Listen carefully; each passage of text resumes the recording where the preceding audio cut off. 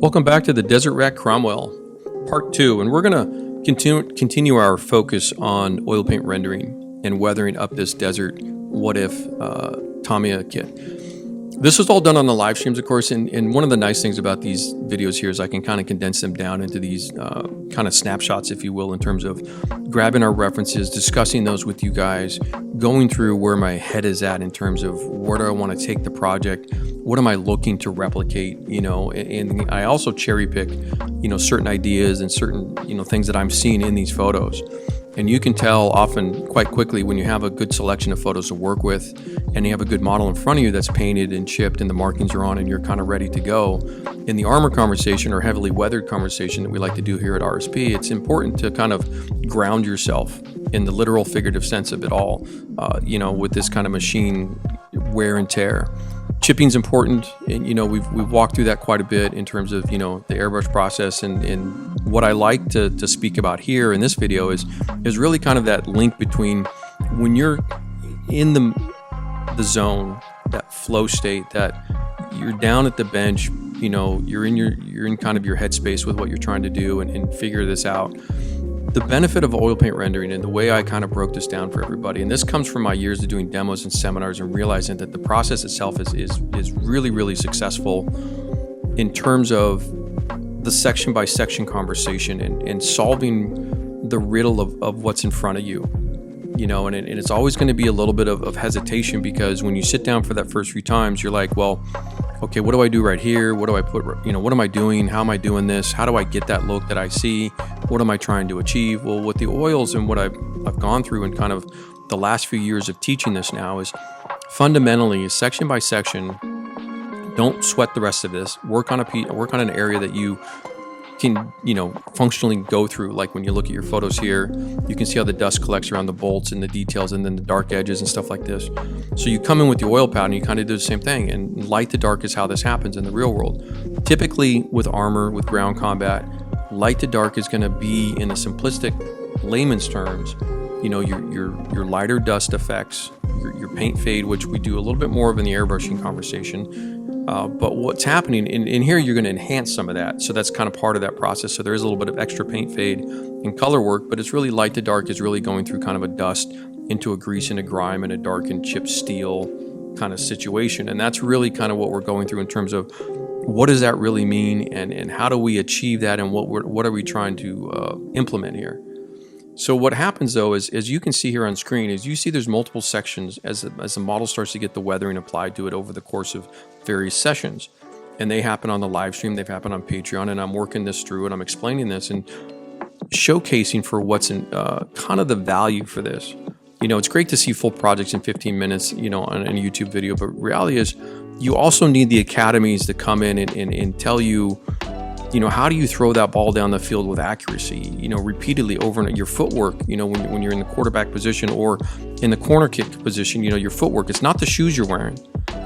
That really makes the main difference. It's really going to be your muscle memory, your training, your practicing and stuff like that. And so the light to dark gives you that foundation principle, super easy.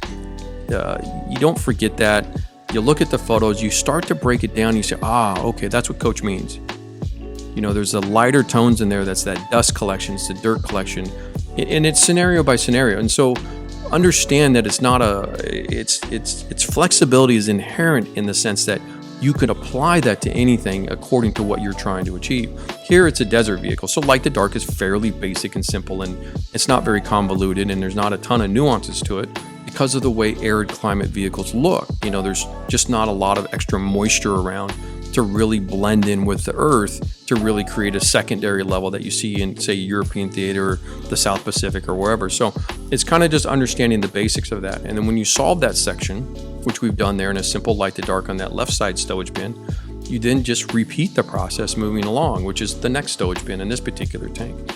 It makes it super handy too, and we did this in the full live stream, start to finish, left to right, to showcase that process, to really illustrate the purpose of what the principles are there for, so that what happens is, or what should happen, and coach can bark at you, and my Patreon boys will tell you, practice. You have to sit down and do this numerous times on And I can't emphasize this point enough, and I'm going to have to continue that, because you need to go and get, as a model builder, and if you take this seriously enough, secondary pieces that you can work on to try this out on, so that you get comfortable with the brushes, you get comfortable with like what you see on screen there, of almost a non or no thin or dry brush stippling for the blending part, because the thinner's already in the mix of oil paints that we applied to the model. Then you come in and kind of stipple that through to soften that up.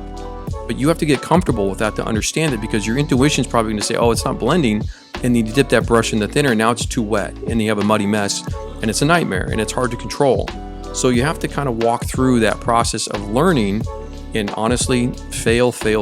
You'll learn more from failure than you will from watching these videos. So dive into that, and don't be shy with that, and you're welcome to reach out. I mean, I'm here both on the channel, our socials. All the links are in the description if you need to get a hold of us in terms of, whatever it is you're trying to work on, so that I can help out if you don't understand what you're seeing on screen here, or if it's not connecting for you. But light to dark is going to be that foundation, followed by your section by section. And I've done this because I have coaching students that do this, where they'll do the light to dark, but they do the lights everywhere.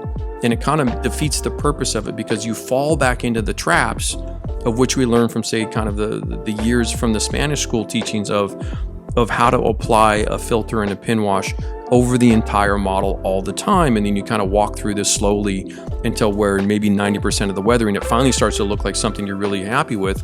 Whereas with OPR and the section by section, you basically take it fully weathered as you go. So when you're done, you have solved the riddles of the subject in front of you, which is why I got that one stowage bin completed.